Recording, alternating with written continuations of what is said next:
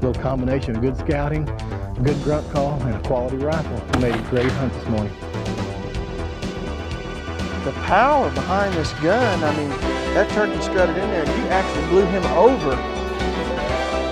It was a little bit wet last night. We were in the freezing rain. I was concerned about the moisture. It didn't affect the rifle at all. It performed beautifully.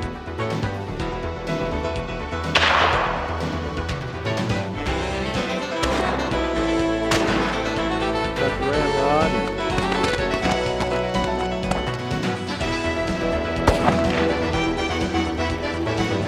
Talk about a South Texas dream. When you cock this back, this piece of flint, and it strikes that prison, it flies open like that.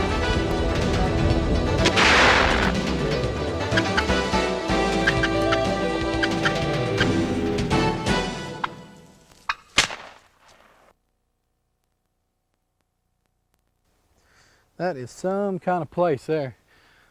1889 that was built. Some tremendous workmanship in that. Unreal. Hi folks, I'm Brad Harris and I want to welcome you to Lohman's Black Powder Classic Hunts video. You know, black powder hunting encompasses a lot. It's kind of like the tradition of this old home that was built way back when and the modernization of this four-wheeler. Black powder hunting encompasses all that. You want to be a traditionalist, you can hunt with a traditional flintlock, percussion cap, mountain rifles, things like that. And you can go all the way up to the ultra modern black powder rifles, the inlines. You know, that's what's neat about black powder hunting. You get a lot of great opportunities, it can extend your season, and it's a tremendous challenge. And the best thing is there's a lot of information there to learn about black powder. And the main thing is follow the manufacturer's recommendations when it comes to dealing with black powder rifles and black powder itself. You know, it's a great challenge to get out there. We got some great videos to show you. I want to start you off with some super deer hunts.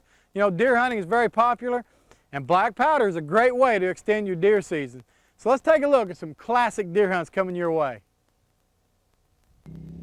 Our whitetail adventures begin in north central Oklahoma, preparing for the opening day of muzzleloader season in late October. Most of the bucks are still running in bachelor groups, with the rut still weeks away. The day before season, Lohman Pro Staff Director Brad Harris had scouted an area where the river bottom timber meets the prairie at the extreme ends of the draw. After pushing 3 nice bucks out of their beds, he decided to set a stand in hopes the bucks would return from the feeding fields to their bedding areas the next morning. Oh, there, right through the clearing, right through there. Where's my grunt call? Oh, man. After getting into the stand well before daylight, Brad was immediately greeted by a 10-minute torrential downpour. Forgetting his rain gear, Brad did the best he could do to protect his muzzleloader. Wet, cold, and with most of his equipment still in his fanny pack, including his calls, Brad soon spots a nice pair of bucks. As the cameraman tries to get focused, so does Brad as he searches for his grunt call. With the first buck already passed by, the second is nearly out of range as well before Brad can find his call.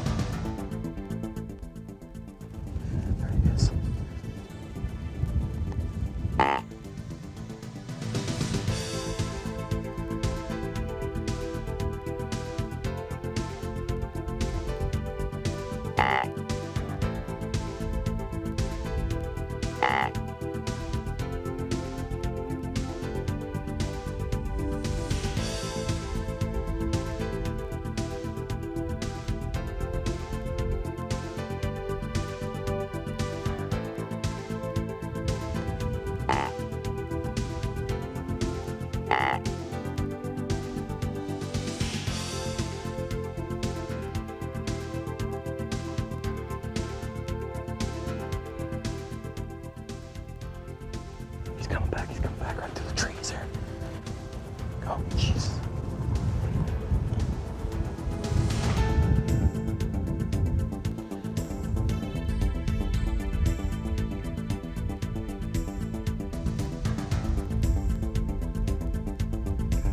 Fortunately, the grunt call has done its job.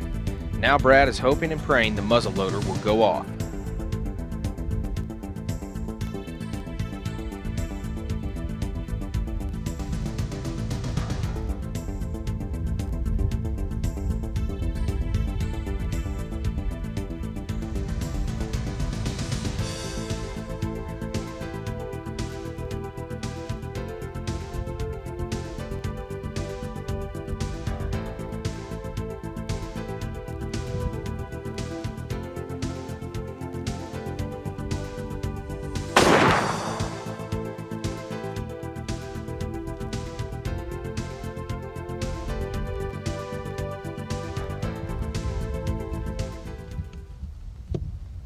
Buck come through there. It's been raining. I didn't have my rain gear. I just didn't figure the gun would go off. I was in here depressed. Buck come through there and he got by my clearing. Another buck went through and I thought, doggone, looking for my grunt call. I finally found it after they got by me. Grunted a couple times and boy, he just wheeled and come right back. He ended up walking over about 30 yards. I mean, it just hammered him. And the gun went off, even in this bad weather. And did a number on him. The grunt call worked. It was just a great morning. He's right down. He's only about 25 yards this side of the tree. Let's go down and take a look at him. Nice buck. He went down hard there. Good gravy. Look at body size. Big body deer. Didn't really had that nice rack. Nice 8-pointer. Got a good mass. What a great hunt. It's amazing. As you can see the clouds in the background. I didn't know he was going to pull this off or not. Clouds come rolling in just before daylight and it rained. I got soaking wet. Left my rain gear in the truck. That was real smart. And I kept my gun, tried to keep it dry. And I didn't know if it'd go off or not, as wet as it was. But man, we found this place yesterday afternoon. We saw some bucks in here yesterday afternoon bedded down. So we waited, come in, put the stand, and set up for a morning hunt. And we set up here, and sure enough, they come up Outland Bottoms and started up these drains. And heck, it was just right after daylight. It was just right at daylight. Here they come up through the draw, got by me, two bucks, and they both got by me. Grunted him back, just amazing.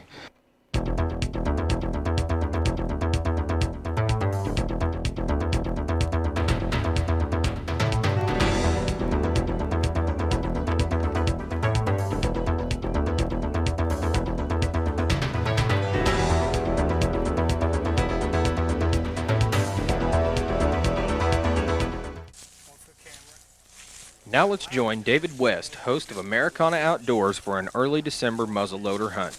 This is it. That's where we're going to spend some time and hopefully see some deer. Now, we left this brush here so it kind of hides you a little bit. You guys come in here and, of course, you'll be in the ladder and you got a place to sit there. We got a camera stand just above it. He's a couple feet above you. And then above that, of course, you can see we got the hook up for the camera and everything. Safety belts are up there. Put the safety belts on as soon as you get in the tree first thing. Got your haul ropes here. Shouldn't have any problem getting here in the morning. You follow the wood line like we followed this, you know. Okay, now what can I expect here? Where are the animals generally moving? Generally, you can expect them anywhere. We're still in the rut. We still got some bucks chasing does, so man, you can just look out in the wide open, here they come. But generally, they're coming out of the ravine back here behind you, and they're trying to diagonal across the edge of this field. Now, some of them will come out of the end down there, but most of the better bucks have been coming out of this ravine and coming out and checking this field for them does in the evening. So Okay. we kind of expect that. How's that muzzleloader shooting? Man, it shoots great groups. I'm real impressed, that black powder. It's interesting, I tell you that. Man, I'm looking forward to this. And this is your first muzzleloader hunt? This will be my first muzzleloader for a Wow. whitetail deer. Great, great. So it'll be my first Kansas hunt as well. Absolutely, and they're here. Well, They we'll are find out tomorrow. Yeah, we will. Is it time? I think we better get out of here. I don't want to mess this up for tomorrow. No, we better get out of here and let these deer calm down. Well, let's go to the house, get something to eat. All right, we got some grub there. Hey, what? I like these four-wheelers, too. I tell you, we're getting in and out of these wet fields and stuff, Dave. It's the only way to go. You know, the ranchers don't like the roads tore up too bad, and these things do a good job. Well, I can understand that. Can they come in?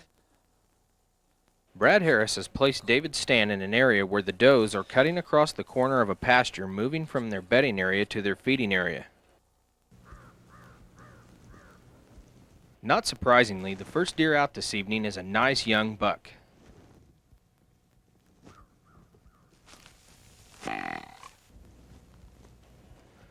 Although not a buck David wants to shoot, he decides to try his grunt call and see what happens.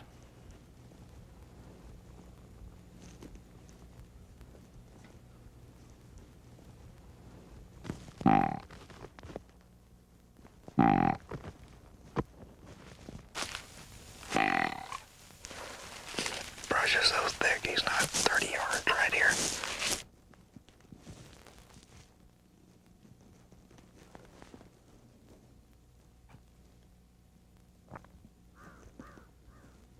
With a few subtle grunts, David pulls the buck right to him, giving him an up-close encounter with a very curious whitetail.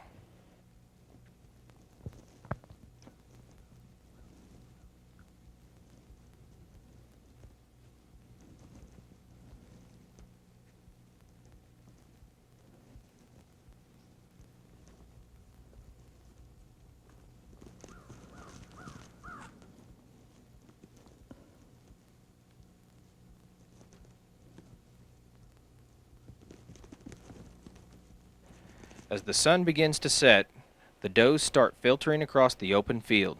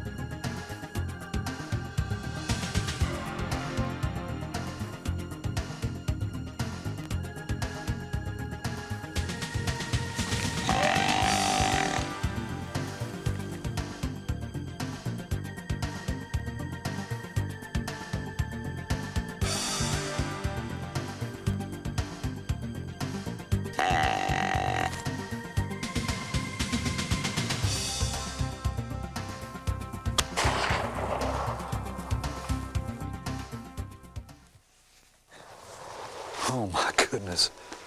Ah. He's it.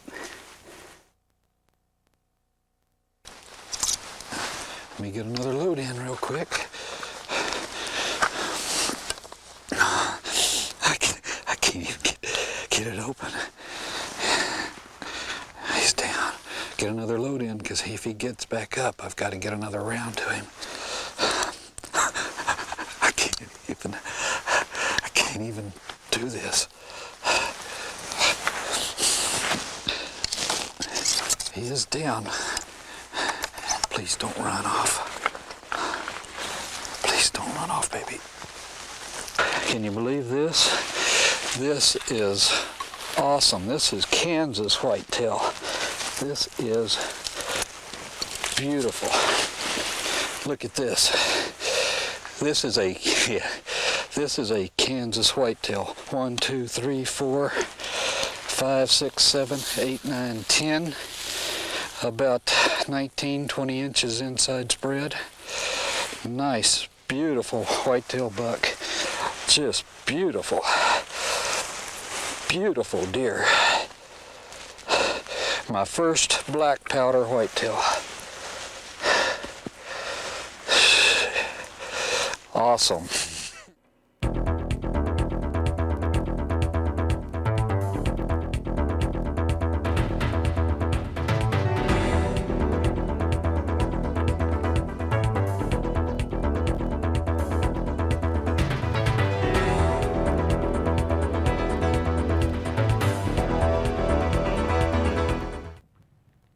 Now let's join General Manager of Mad Calls and good friend to the folks at Lohman, Mark Drury, on a whitetail muzzleloader hunt on the 6H Ranch in South Texas. Owner of the ranch, George Hinesley, had done some scouting and knew a nice buck was in the area. So this afternoon finds Mark set up along the banks of a small creek, waiting for the deer to begin filtering down the draw.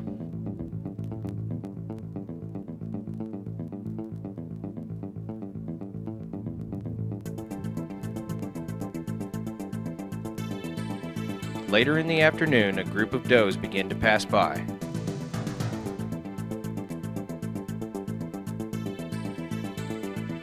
And bringing up the rear is the buck Mark has been waiting for.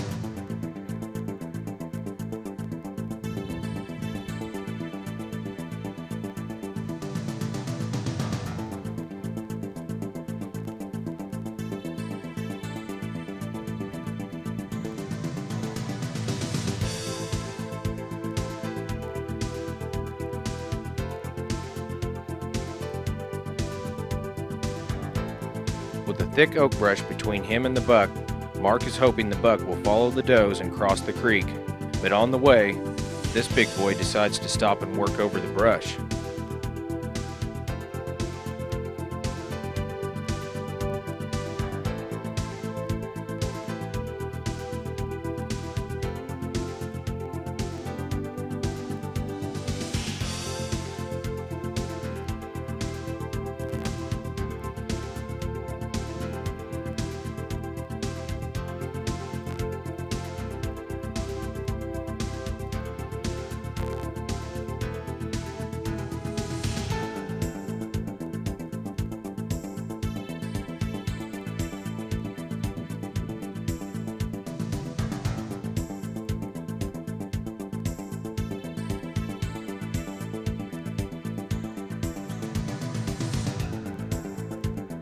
Finally, the chance he's been waiting for.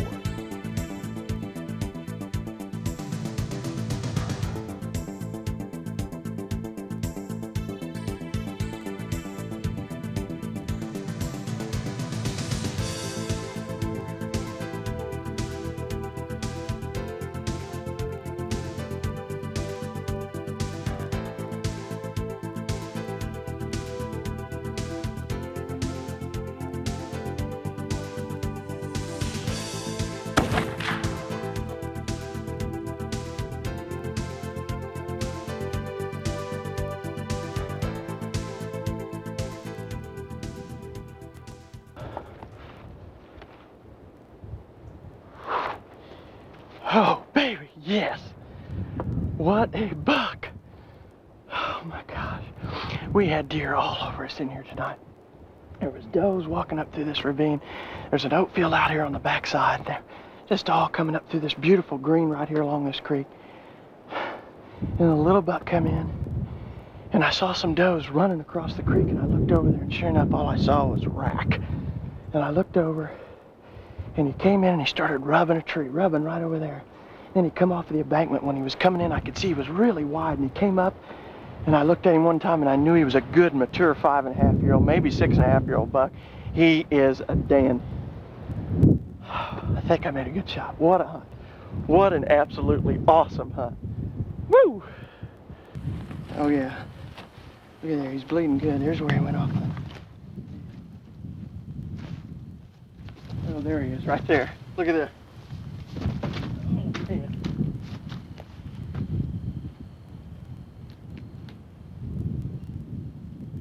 What a buck.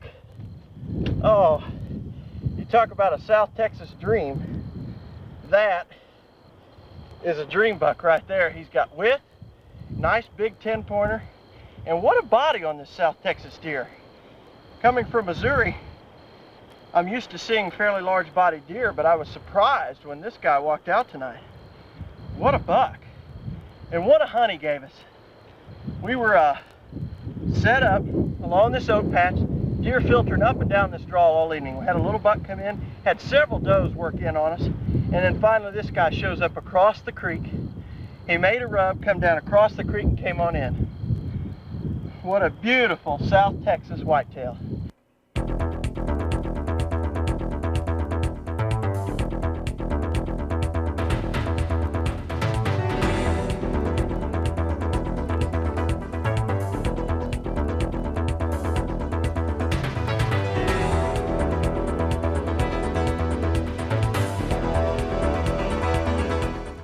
Now let's join Mark Drury on another whitetail adventure. Located in a shooting house to help give him a better vantage point, Mark watches a nice buck and a group of does along a corner fence. Boy, look at that buck. That is a beautiful buck right there. The 6-H Ranch practices a strict deer management program to help keep the herd healthy and in check. So when Mark was asked to help out, he was only more than happy to do so.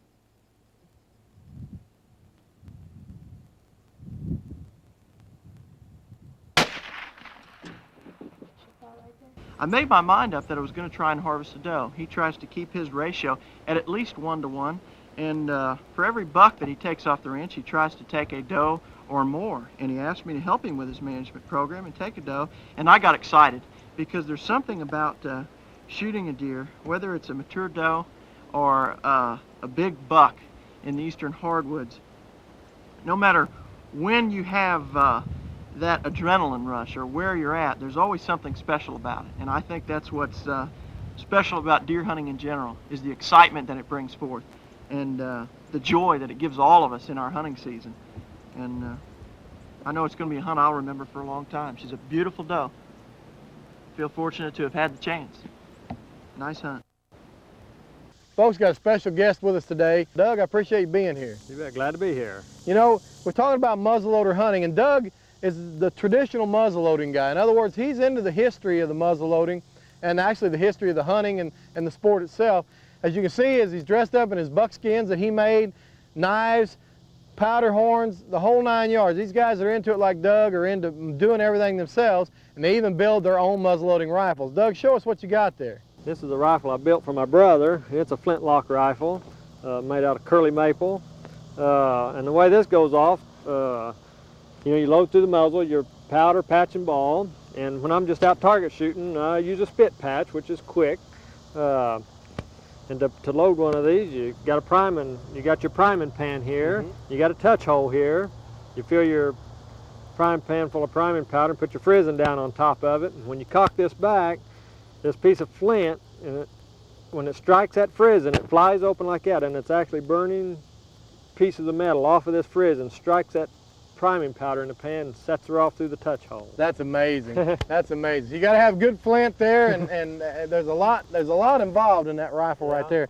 But the tradition is what's there. Right. This is the old-time muzzleloader that people like you still enjoy hunting with today, and they still work great today. Another I guess the opposite end of that, Doug, is the modern muzzleloading. The modern systems now, again, they still load from the muzzle end, but they have more of an inline or direct line of fire into this breech, which makes them a little more, I guess, dependable and a much quicker fire. So they got the modern look. They still load in the muzzle, but you still have that personal touch of black powder. We're going to go and load both these guns up, touch them off, and see what they do. Well, Bradley, here's how I load it, just the old flintlock way. Take a measure. I'm shooting a 45 caliber, and as a rule, I shoot about 60 grains of powder. Get my powder in. What size powder is that? What type? It's this is a 2F powder, and you can shoot a 2 or a 3F. 2 or 3F. Just depending on, after you do a little shooting, see which one you like. Okay. And just the old style is just take a patch and get that wet just a little bit.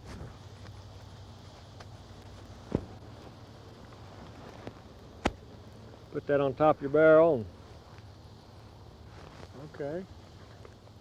Take you a short starter, and I use my knife to drive her down with, because I've hit that on my hand so many times that it hurts my hands when I do that. And then you need a good sharp knife to knock that off with. Then drive her on down. Pull out your ramrod and drive her down good.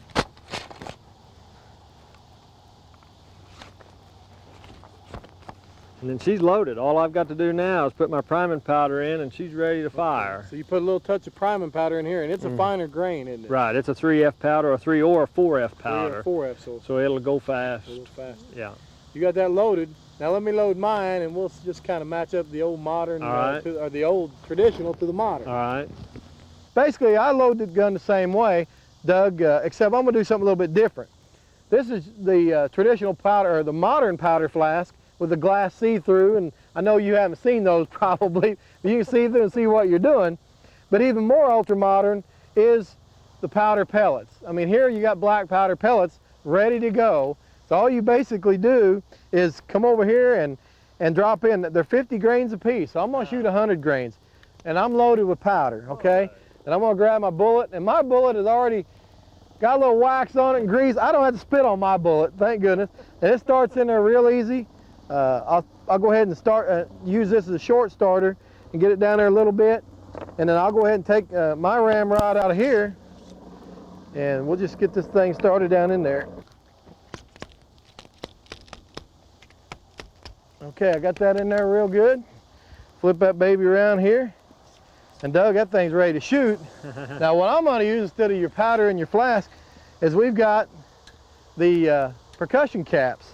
Simply pull that back, put your safety on, and remove this safety nipple that you got in here. Snap that on, we're ready to go. Let's go shoot him and see if we can make the most smoke. All right. Well, Doug, we got them loaded up, so let's see if you touch yours off first, huh? See if that will go off. I'm gonna back up if you don't mind. All right. I'm gonna stick a little priming powder in there.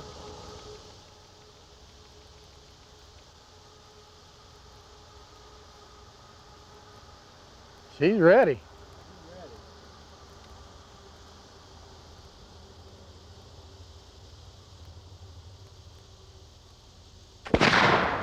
Good shot. It did go off. And it made a lot of smoke too. Well, Doug, I tell you what, ain't no doubt you made more smoke, and then you hit the bullseye too, so you put the pressure on me, buddy. I'll go over and try this thing out. I'll stand behind you too, brother. I don't blame. I tell you something, this is a brand new gun. I have not shot it. First time ever been shot. I just put a cap on, percussion cap, and put a cap on the nipple. That thing's ready to go. So first time this gun's been shot, we'll see what happens. And I'm gonna cheat a little. I'm gonna use a sight vise as well. That way I make sure at least I'm holding still, whether I hit anything or not.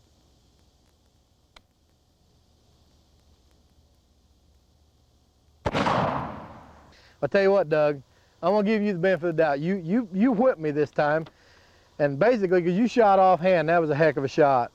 But this ain't bad for a factory gun right out of the box and never been shot. Good That's shoot. a pretty good shot, so Good shoot. I'm excited. But it's a lot of fun whether you go traditional or whether you go modern. There's no doubt that muzzleloaders have come a long way from the pioneer days of Daniel Boone and Davy Crockett, but several hunters still enjoy using these primitive weapons, including Brad Harris. With the ground covered by a light snow, Brad is set up along the edge of a power line. It's early December during the muzzleloader only season in Missouri, and Brad is looking to fill his tag and hopefully his freezer with some tasty venison. As the day passes, Brad notices two young bucks making their way toward his stand.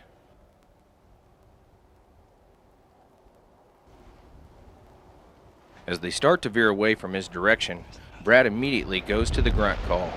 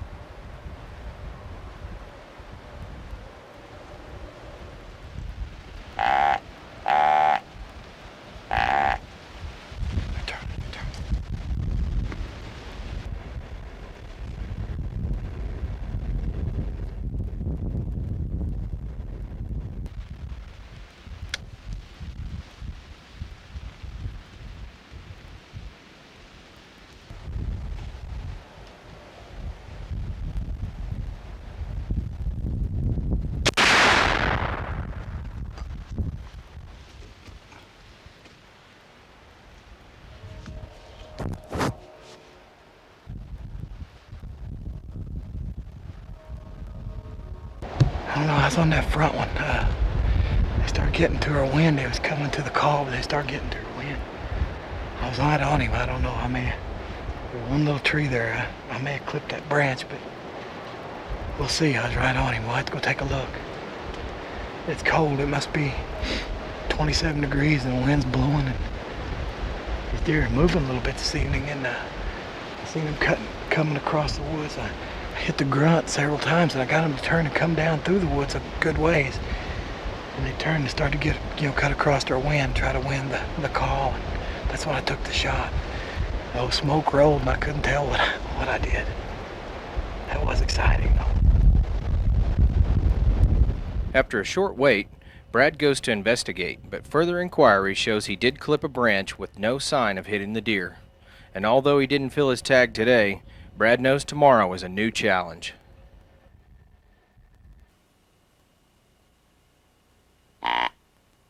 Lohman Vice President of Sales Dave Billman uses the monster grunt call to try and pull in a nice buck from more than 200 yards away.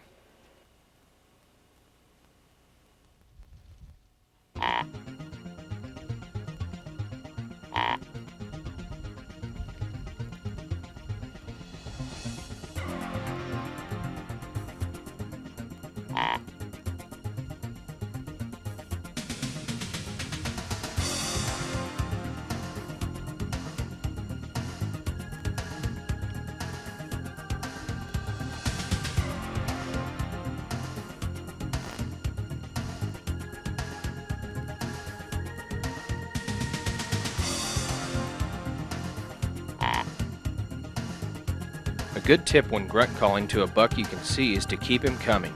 If he stops, call immediately. Keep coaxing him in.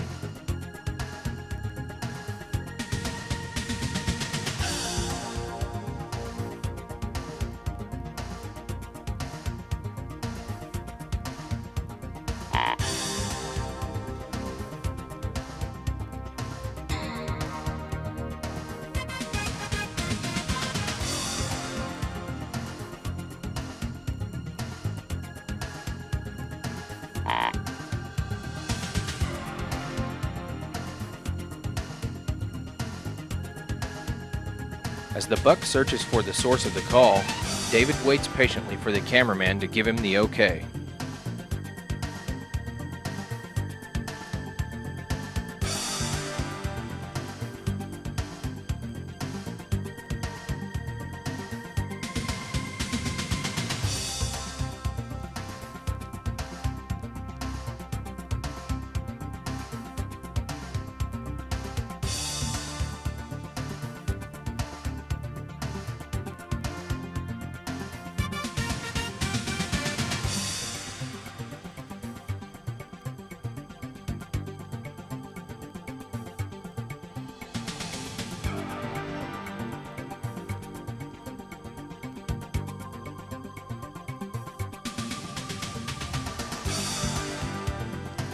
The buck comes in close and circles, but communication between the hunter and the cameraman is lacking.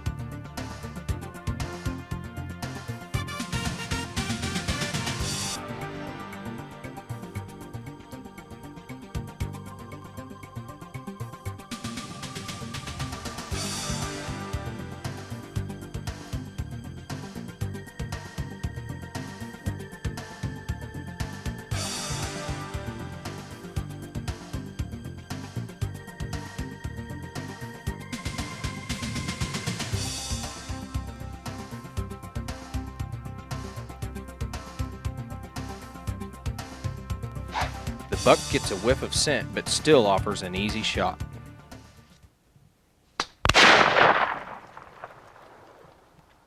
As the smoke clears, it's still cloudy as to who is at blame. How in the world did you miss that deer?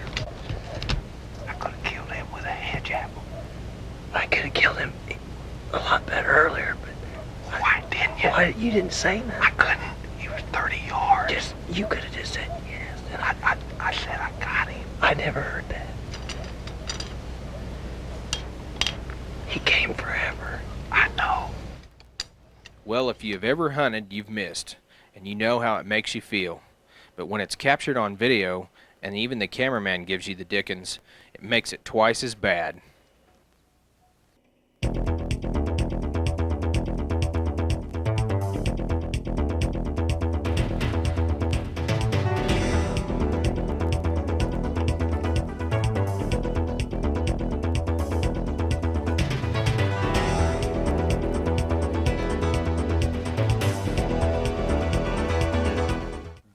Now let's join Greg Ritz, who's teamed up with Lohman to hunt whitetails in the Midwest.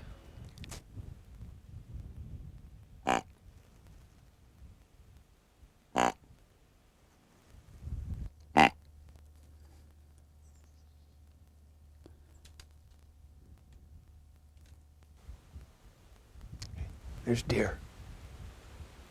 Looks like a doe. See her.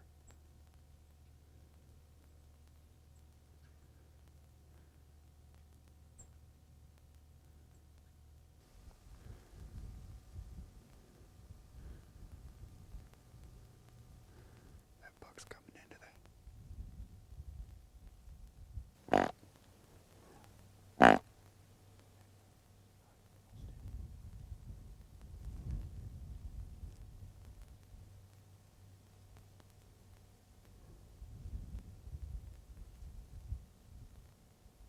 That buck's coming into that ground.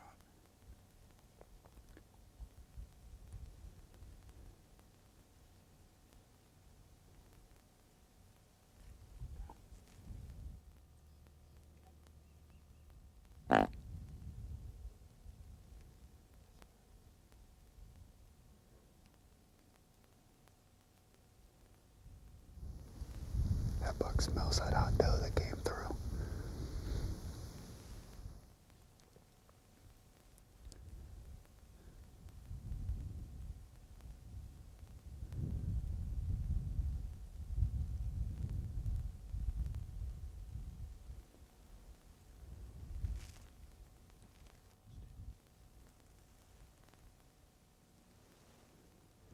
About a half hour ago, there was a doe that came running through. Those bucks have been chasing her.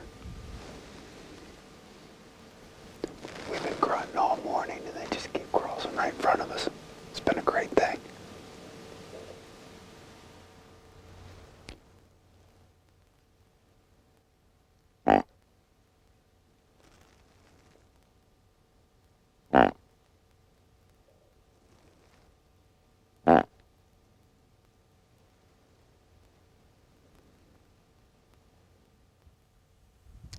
There's deer. Looks like a doe. Wait. There's buck.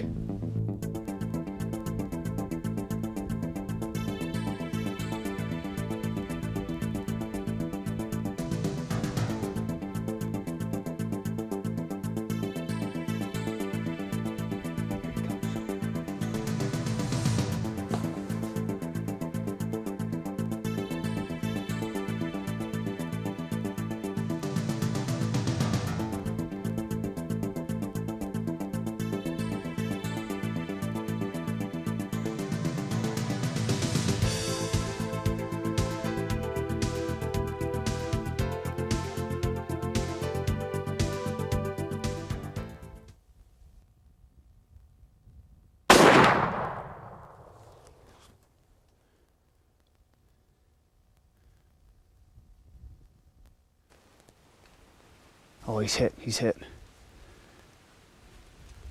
He didn't go far, just ran off the thick stuff a little bit. And what a fantastic hunt. Beautiful day. And this is one of Kansas' finest.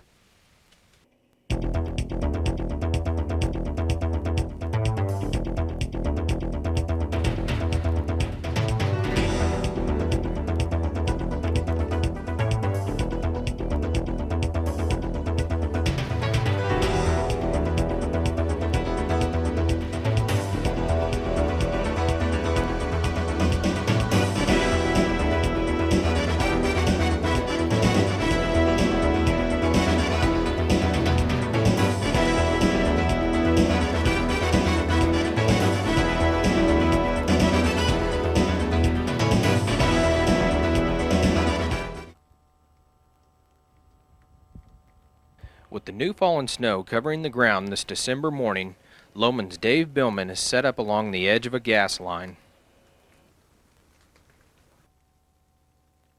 As the temperature rises and the snow begins to slowly melt, Dave watches a group of does.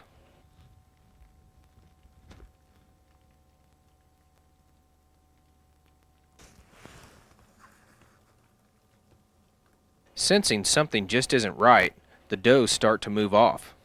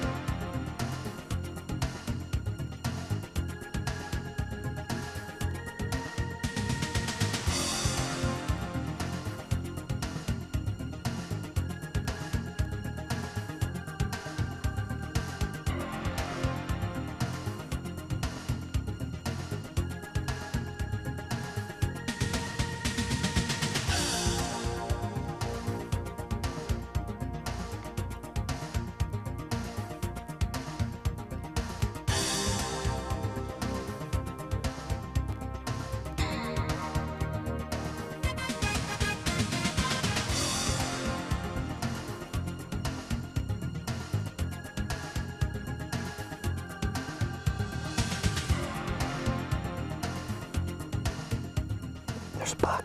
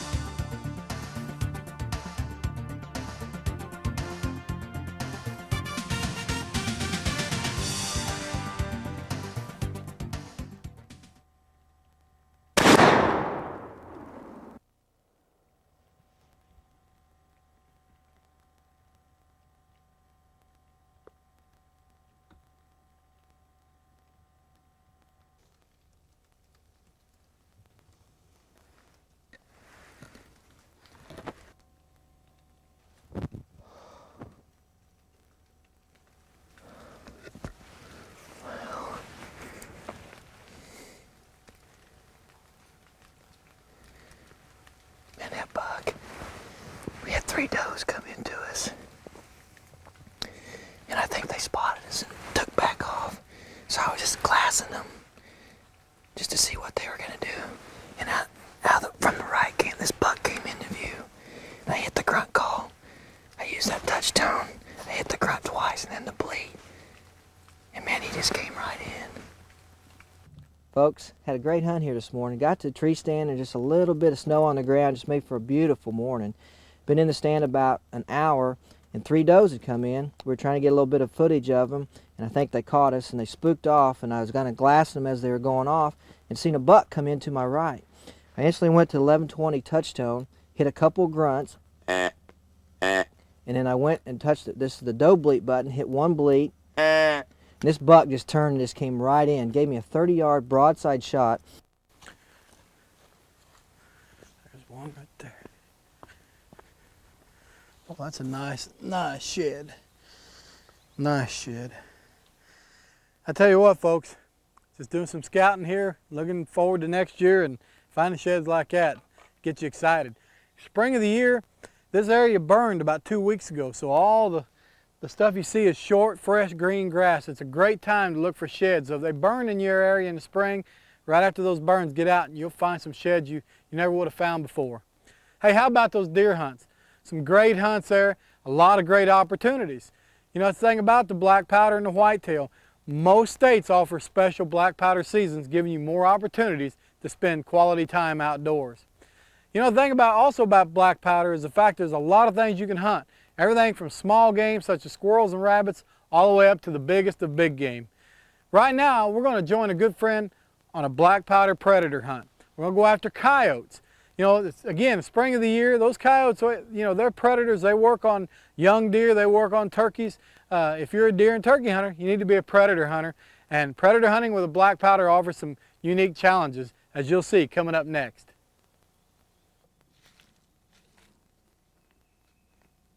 Now let's join Lohman field tester and veteran predator hunter Jim Hutchison on a late spring coyote hunt.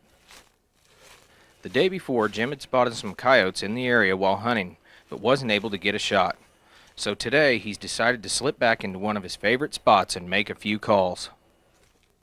Now Jim knows when you're predator hunting, the action can happen fast, but that's what makes for exciting hunting.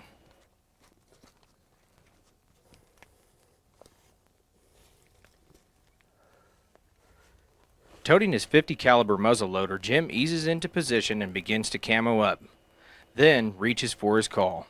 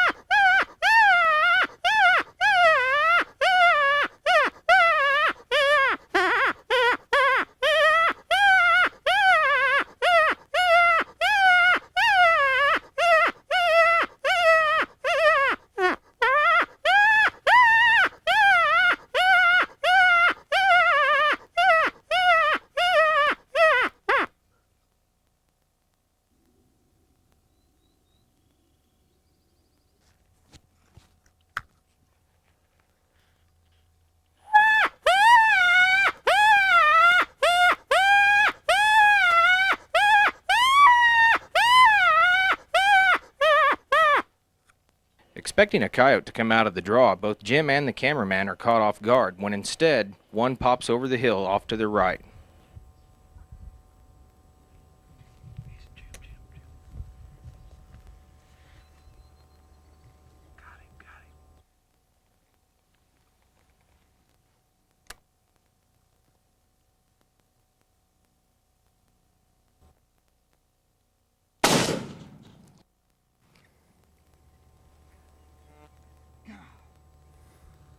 Dang it. I missed him. Dang it. I missed him. I can't believe that.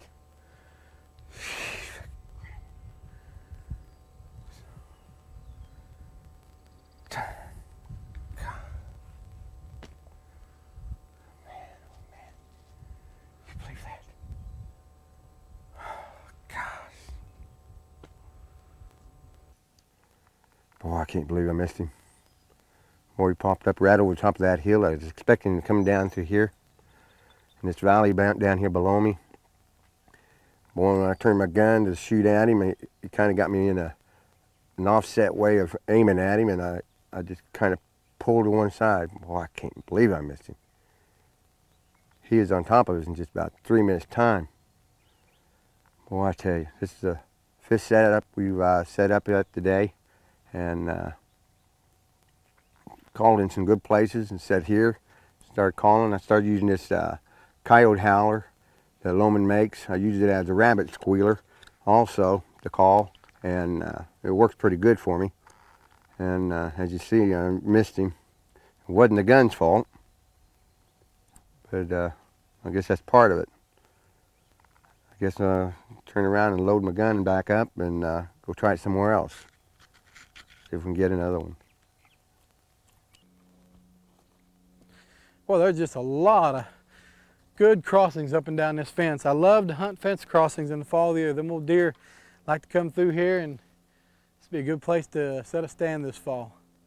Old Jim had a couple exciting coyote hunts, and just like all critters, a lot of times they'll do the unexpected. and you're facing one way and calling. Next thing you know, the coyote pops up the other way, and hey, you got one chance. You better make it good, especially with black powder. But hey, we all miss. I don't care what weapon you hunt with, you're going to miss. But the key is having a great outdoor experience, and he had that. The thing about hunting predators, and particularly coyotes, they offer a lot of year-round opportunities to hunt because every state is loaded with them. They're almost a nuisance in a lot of areas. But you know, it's the spring of the year, and that brings to mind my favorite springtime game animal, and that's the wild turkey. I'd like for you to join me on a couple of classic black powder hunts that I've had in the past, and then we'll go with the world champion turkey caller Mark Drury as he accompanies me on a great Missouri black powder hunt.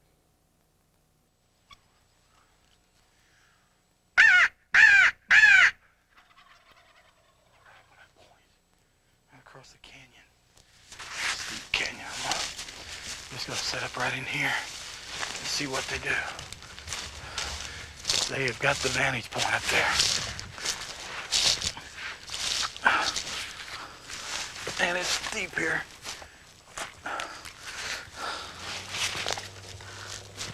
Your place is kicked out to sit.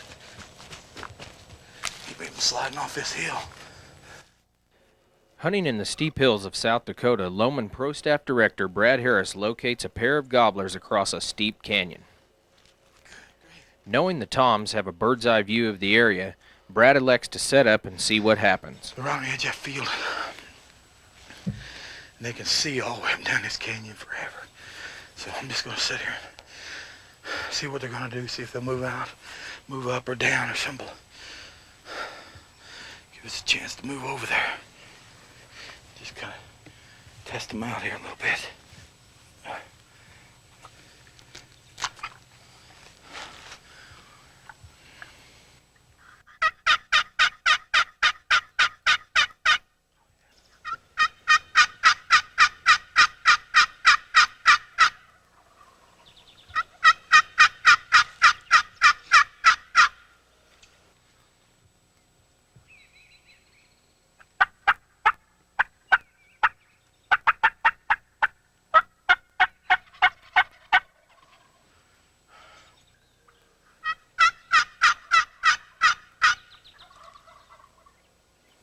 Just gonna hammer them because they like it.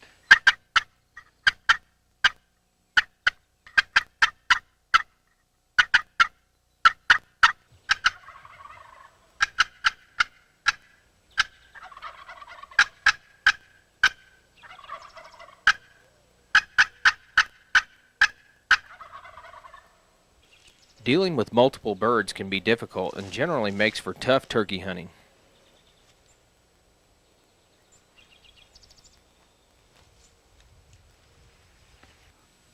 Here they come, they're flying across. Two of them. That's longbeards.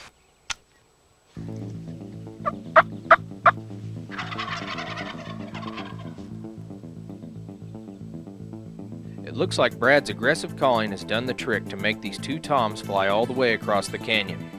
Now his only problem is trying to decide where the birds are going to show up next, to his left or to his far right.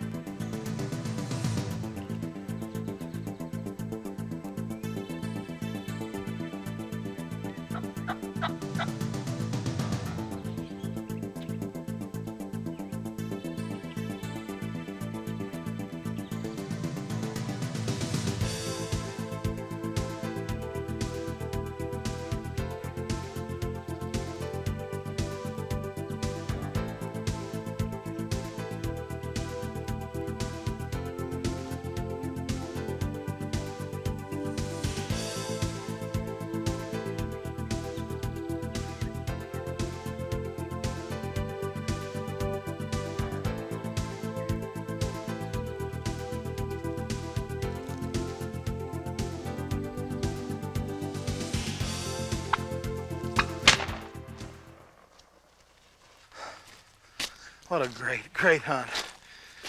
It's steep in here now. It is steep. I tell you folks, this has been just a wonderful morning. Look at that beautiful gobbler. Beautiful gobbler. What a great morning. so steep here, you gotta keep him up against your leg, keep him rolling off. I tell you, I'm winded. These birds, we didn't get on them. They're so far away. There's 2 of these canyons over from where we parked this morning. Took us a while to get here. We got here, these birds were gobbling strong, and we started down to them. I was gonna go do this cut and go up on the hill with them. But they gobbled and moved out on the edge and was sitting there watching that hill and watching this draw, and I thought, you know, we better take our time here, see what they're gonna do. Are they gonna move up or down, move back out into the clearing? So we sat here and started calling, trying to feel them out. They kept gobbling. We just started hammering them on the box call, mouth diaphragm, and boy, they just kept getting hotter and hotter and hotter. About 15 minutes, I heard them, you know, they're gobbling. They were coming down the hill. Instead of walking down, they got about 3/4 away. No, they got about halfway down actually, and they just, both of them, just flew right across and landed on the next point beside me. And then, once they dropped, when they got on it, they gobbled once and dropped down in this steep drain, and I knew they was gonna pop up somewhere. I thought they was coming to my left, so I turned to my left. They came to the right, as usual. But fortunately, they were just so enthused in the looking for that hen that I just went ahead and moved my gun slow to the right, and they just stood there trying to check me out and gave me a 10-yard shot. Leaving the Black Hills behind, Brad heads off to the beautiful South Dakota prairies to try for a second smoke pole gobbler. But here the birds are still bunched up in fall-like flocks. Fortunately, the open country allows Brad to do a lot of glassing and gives him the luxury of being able to set up where the birds are wanting to go.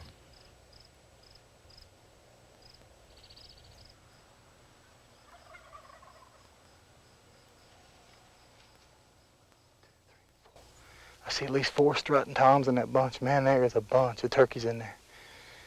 But they just aren't doing, they're just not responding to the call, but they're coming down this draw. I'm gonna ease up here, right to that mud bank up there, and see if we can't do something with them.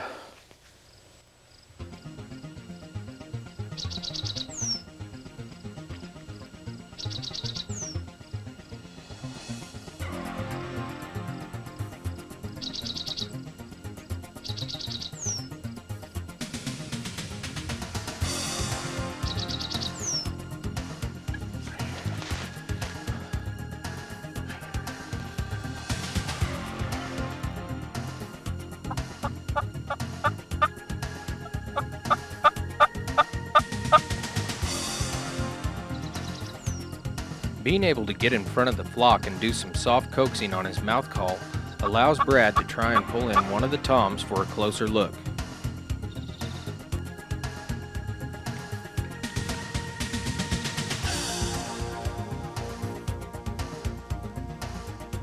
The Realtree Extra Brown Camo blends in perfectly as Brad raises slowly, looking for a tom he knows is close.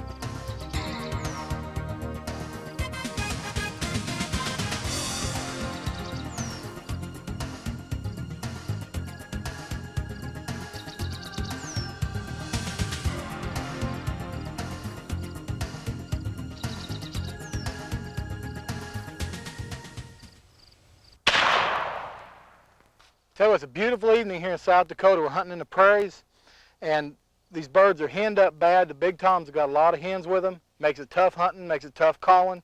And many times when conditions are like that, you just got to get where they want to go. And basically that's what I did. They were coming feeding down this canyon here, and just several toms and a bunch of hens. And I just got out in front of them, crawled up on that bank and laid out in front of them and just done some little soft calls. And one of the toms pulled and came to me. So many times you just got to be where the turkeys want to go. It in your calling ability. You may do a little more scouting and try to pinpoint where those birds are going. It'll help you out when they're henned up like this. Our wild turkey action continues with Lohman's Brad Harris and Mad's Mark Drury hunting together in the Ozark hardwoods of Missouri. After locating a gobbler on the roost, Brad and Mark immediately set up. With his inline muzzleloader primed and ready and the Featherflex decoys in place, Brad patiently waits as he and Mark do some team calling.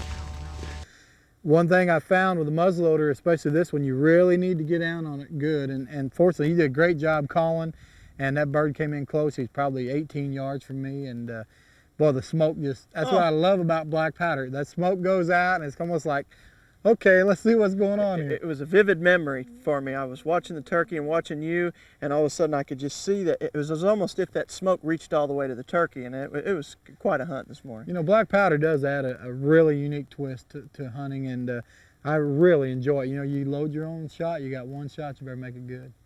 You did. Mark, thanks a lot, bro. Hey, man, thank you. I enjoyed it. My pleasure.